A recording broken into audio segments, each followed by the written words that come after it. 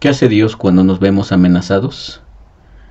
Cuando nos sentimos temerosos por las amenazas que nos rodean. ¿Qué hace Dios en esas situaciones para nosotros? Y la respuesta definitivamente que se encuentra en la persona de Jesús. Dios viene a buscarnos. Dios viene a llenarnos de su gracia. Creo que no hay otra respuesta. Dios nos llena de su gracia por todos lados. Entonces el asombro, dice Brennan Manning, debería ser nuestra reacción ante el Dios revelado como amor. Y eso es lo que Jesús trajo, el amor de Dios. Ese fue su mensaje. El texto de Juan 3:16 lo resume de una forma magistral. De tal manera amó Dios al mundo, que ha dado a su Hijo unigénito, para que todo aquel que en Él cree no se pierda, mas tenga vida eterna. Entonces el asombro debiera ser nuestra reacción ante el Dios revelado como amor. Permíteme un momento dibujar una perspectiva, con unos trazos apresurados, una perspectiva teológica bíblica del ágape divino, del amor divino. El más temprano concepto de Dios que tenía Israel, el pueblo de Israel, se basaba en el pacto, la alianza efectuada en el monte Sinaí a través de Moisés, el gran estadista del antiguo Israel. Su vocero de Dios les dice así: ustedes serán mi pueblo y yo seré su Dios. Eso es lo que dijo el Señor. Ustedes serán mi pueblo y yo seré su Dios. Jehová entonces se percibe originalmente en la comunidad judía como un ser personal. Esto es extraordinario. No es un ser raro, ni un ser ajeno a nosotros. Dios se revela como un ser personal. Y ese es el punto. Hace unos días platicaba con una persona y me decía: pues es que si me vas a poner a leer algo de la Biblia, déjame decirte que me resulta bastante aburrida. Y en una manera yo le doy la razón. La Biblia tiene secciones complejas, no están tan fáciles de leer, pero si te das la gran oportunidad de abrir sus páginas, encontrarás en ella a un Dios personal.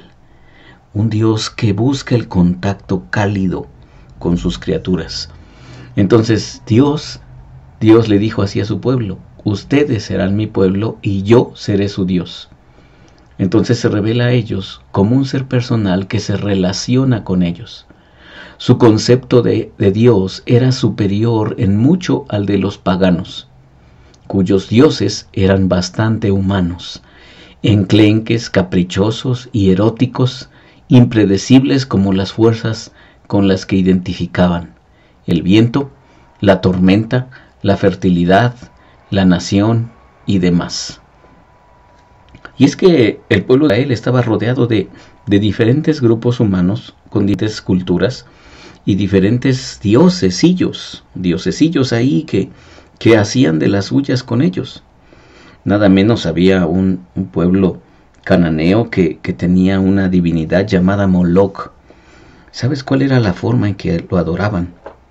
Tenía en sus brazos este ídolo, una plancha de hierro, que la calentaban al rojo vivo, y los adoradores entregaban allí a sus bebés, a sus niños, cuando esta plancha estaba al rojo vivo. Entonces, esa era su forma de satisfacer las demandas de su divinidad.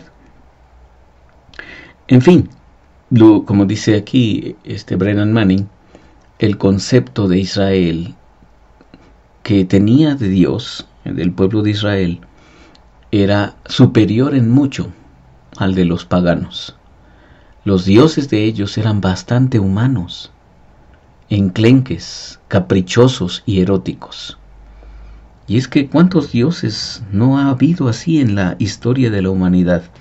Y te decía, alrededor de Israel había este tipo de divinidades. eróticas, el famoso culto a la fertilidad que tenían los cananeos. Era una orgía que las prostitutas sagradas hacían con sus adoradores, y era su forma de provocar el erotismo de su divinidad, de Baal, para que éste hiciera una bendición con su esperma sobre la tierra y la llenara de fertilidad, y entonces hubiera muchas cosechas. Era realmente un dios sensual y erótico. Así era el dios de los cananeos, el dios Baal. Y así como estos, podríamos platicar de muchos más. Pero Israel conocía a un Dios diferente. Un Dios santo que trascendía todo lo visible y lo tangible, pero que a la vez era personal. Se veía reflejado en ciertas cosas, pero no se le podía identificar con ninguna.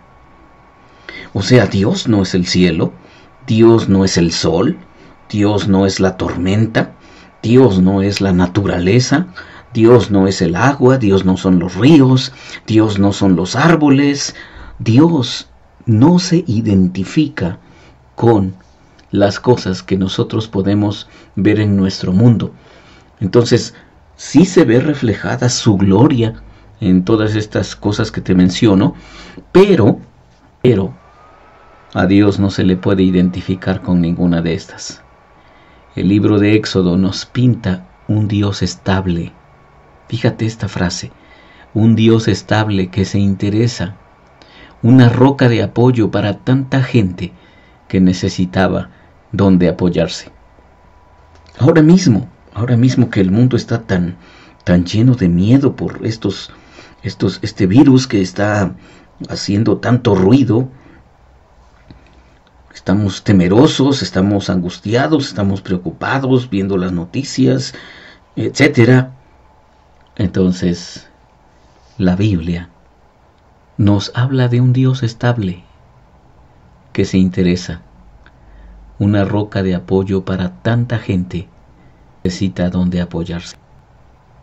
Por eso, el autor del Salmo 121 decía: alzaré mis ojos a los montes, ¿de dónde vendrá mi socorro? Y luego contesta: mi socorro viene de Jehová, de Dios, que hizo los cielos y la tierra. O sea, nada más para que nos demos una idea, ¿quién está atrás de nosotros? ¿Quién puede respaldarnos? ¿Quién todos los días derrama su gracia sobre nosotros? El Dios que hizo los cielos y la tierra. Entonces, el pueblo de Israel conocía a un Dios santo. Sí, un Dios que trascendía todo lo visible y lo tangible, pero que era personal. Y eso es justamente lo que tú y yo necesitamos. No necesitamos diosesillos eróticos, enclenques, caprichosos, impredecibles, inamovibles, lejanos. No, necesitamos a un Dios cercano, con el cual hablar, con el cual platicar, al cual abrirle nuestro corazón y dejar que sus manos llenas de gracia también lo llenen.